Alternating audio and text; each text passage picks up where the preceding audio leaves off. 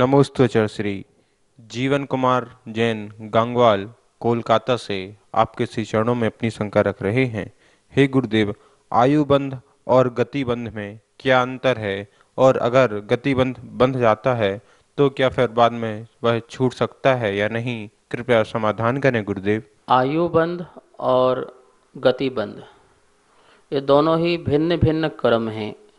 एक नाम कर्म की प्रगति में है गति, और ये आयु कर्म की प्रगति में मनुष्य आदि आयु। तो गति बंध तो निरंतर होता ही रहता है, निरंतर होता है गति बंध। गति बंध को नहीं रोक सकते हैं, क्योंकि जीव के प्रति समय परिणाम कुछ न कुछ चलते रहते हैं। पाप रूप, पुण्य रूप, मायाचार रूप, लोभ रूप, तो इस प्रकार से इसके परिणाम चलते रहते हैं। चारों गति के अनुरूप कोई ना कोई परिणाम होते हैं जीव के, इसलिए गति का बंध तो होता ही होता रहता है। लेकिन आयु बंध ऐसा नहीं है। आयु बंध पूरे जीवन काल में एक बार ही होता है, और एक बार जो आयु बंध गई उस आयु को भोगना ही पड़ता है। अर्थात उस आयु का उदय नियम से आएगा ही आएगा जो आयु बंध गई है। तो आयु को तो अपन बदल नहीं सकते हैं, लेकिन जो गति बंध है वो गति बंध हमारे छूट सकते हैं। जो भी हमने गति बंध बांधे हैं वो बंधन को हम तोड़ सकते हैं, और गति बंध जो चल रहा है उसके अकॉर्डिंग ही हमारे परिणाम भी होने लगते हैं।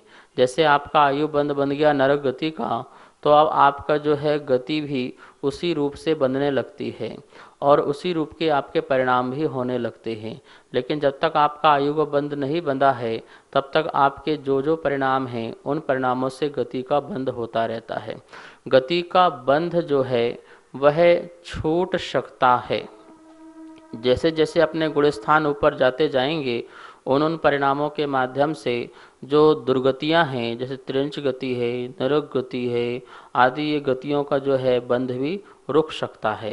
तो इस प्रकार से आयु बंध और गति बंध में इतना ही अंतर रखना है कि जो एक बार भाव में बंधे वो आयु, जो बार बार बंधती रहे वो गति बंध। नमोस्तुचर श्री ममता जैन बलरामपुर से आपके श्री चरणों में अपनी शंका रख रही हैं। हे गुरुदेव, आजकल देखा जाता है कि हर घर में बच्चे रातों रात मोबाइल फ़ोन चलाते हैं और फिर सुबह देर तक सोते हैं, और ना उनका मंदिर जाना हो पाता है ना ही धर्म में वो लग पाते हैं। तो क्या इसमें कोई दोष माता पिता का है या फिर बच्चों का है? कृपया समाधान करें गुरुदेव। यह व्यवस्था बहुत ज़्यादा बिगड़ती जा रही है। इससे बच्चों में बहुत ही मानसिक तनाव पैदा हो रहा है। रात रात भर जागना, मोबाइल से अपने काम करना और टीवी आदि देखना, ये सब क्या है? तनाव को पैदा करने वाला है। यदि हम प्रॉपर नींद नहीं लेंगे तो हम तरोताज़ा नहीं होंगे, हमारा जो मन संतुलन नहीं होगा। आजकल बच्चों में बहुत तनाव दिख रहा है, टेंशन दिख रहा है, और बहुत सारी बीमारियां भी पैदा होती जा रही हैं। इसलिए रात्रि में नींद पूरी होना चाहिए, इसका ध्यान रखें माता पिता। माता पिताओं को अपने घर का अनुशासन बनाना चाहिए। बच्चे आपके हैं, आपके आश्रय में हैं, इतना भी उनको जगह मत दीजिए कि कहीं जाकर के वो बिगड़ भी जाएं और आपको भी जो है नालायक समझने लग जाएं।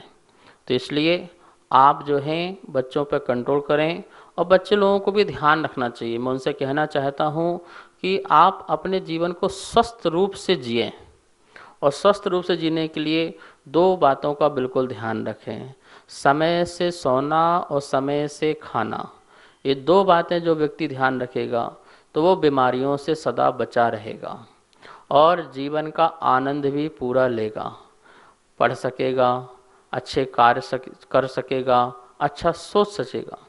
लेकिन आज हम क्या कर रहे हैं? पूरी पूरी रात जागते हैं, फिर दिन में सोते हैं। ये राक्षस प्रवृत्ति है, ये मनुष्य की प्रगति नहीं है, दैवी की प्रगति नहीं है, ये देवताओं जैसी प्रगति नहीं है। तो हमें ध्यान रखें बिल्कुल कि रात को समय से सोएं, समय से उठें, समय से भोजन पानी करें, अपने जीवन को स्वस्थ रखें, परिवार के जीवन को स्वस्थ रखें, और अच्छे अच्छे कार्य करें। नमोस्तुचर श्री नीरज जैन डबरा से आपके श्री चरणों में अपनी शंका रख रहे हैं। हे गुरुदेव, जन्म तो सभी लेते हैं, त्रियंच भी जन्म लेते हैं और सारे जीव जंतु भी जन्म लेते हैं। हमने मनुष्य पर्याय में जन्म लिया, तो इसका उद्देश्य क्या है गुरुदेव? कृपया समाधान करें। जन्म लेना उतना महत्वपूर्ण नहीं है जितना जन्म को सार्थक करना है। जन्म तो जानवर भी ले लेते हैं, तो उसमें क्या फर्क पड़ता है? मनुष्य भी जन्म ले लेता है। अरे मनुष्य भी जन्म ले तो वो मनन कर सके तो मनुष्य है, चिंतन कर सके, मनन कर सके, मैं कौन हूँ, मैं क्या हूँ, मेरा क्या स्वरूप है, इस बात को जाने तो जीवन सार्थक हो।